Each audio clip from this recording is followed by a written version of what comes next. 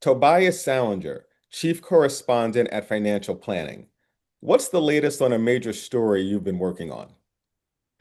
Well, this week, the Financial Planning Association is having its annual conference in Las Vegas, and it's a special one for the FPA because this is its 25th year since it launched back in January 2000. So this week at financial-planning.com, the home for financial advisor and wealth management professional news, we dove deep into the history of FPA and the history of financial planning. And we're both based in Chicago, which happens to be integral to the history of planning, especially O'Hare Airport for anyone who's ever flown in there. If you look across the way to the O'Hare Hilton, that was the location in the late 90s for a series of lengthy meetings of very dedicated financial planners who were there hammering out the agreement for the International Association of Financial Planning and the ICFP, the International, uh, no, the Institute of Certified Financial Planners. How dare I?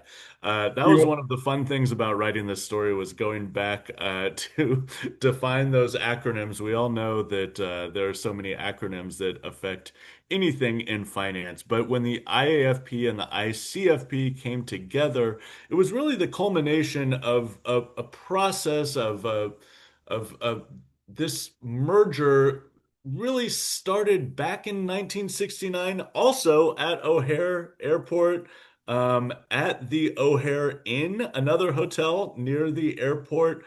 There were 13 life insurance salesmen and asset management wholesalers who came together to conceive of this profession of financial planning, and they made this nascent effort to create the College of Financial Planning and a predecessor association that would become the IAFP. Sorry, that's another acronym that escapes me at the current moment. But there was this separation. The ICFP came with the first class of the College of Financial Planning with the first CFPs in 1973, and they created essentially an alumni association, a professional development association. And so you had for decades this interesting situation where people were members of both, and sometimes if you were on one board, you couldn't be on another. And even though they also held events at the same time and place, often because there were so many members in common.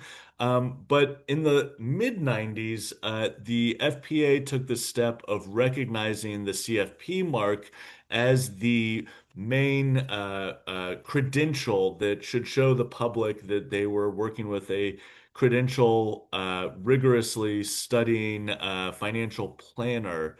And that kind of paved the way, along with an issue of the publication called Financial Planning, which I work for today, where the outgoing president of the FPA called for the FPA and the ICFP to come together, and that triggered these meetings at the O'Hare Hilton.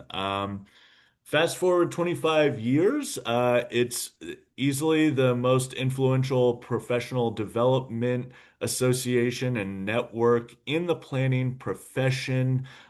They've had some shrinking membership, and there are some reasons for that. At a certain point, they lost the broker-dealer section, which went its own way and became the Financial Services Institute. But they've had some great achievements over the years. I mean, first and foremost, you think about tens of thousands of financial planners who have furthered their career and met peers and thought about continuing education and professional development together over decades. And that has, effects throughout the country when you think about the tens of thousands of clients for each of them and all of their families.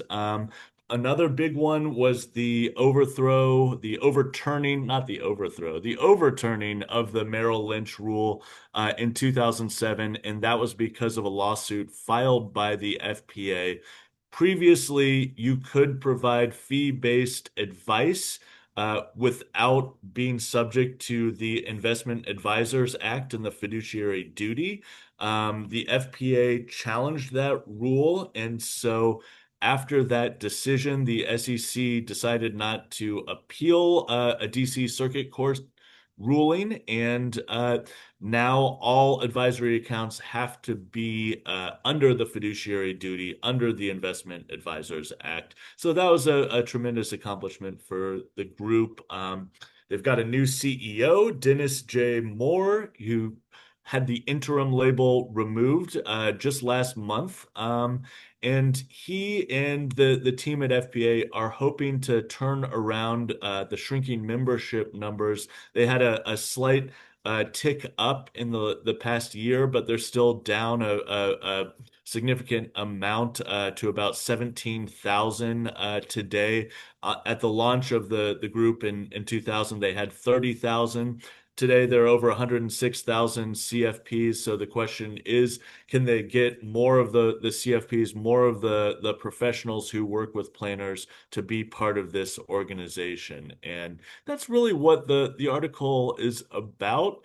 I think that if you go there, you're gonna understand where this whole profession came from and why it's still a robust debate today about the next wave of fiduciary duty and what else should apply to it, and at the same time, how financial planners can further their career through professional development, continuing education, and just networking with other planners from around the country. Tobias, very interesting and surprisingly emotional tale there about the path of the organization. All right, thank you very much for your time, and I hope everyone checks out that article. Thank you, Chris.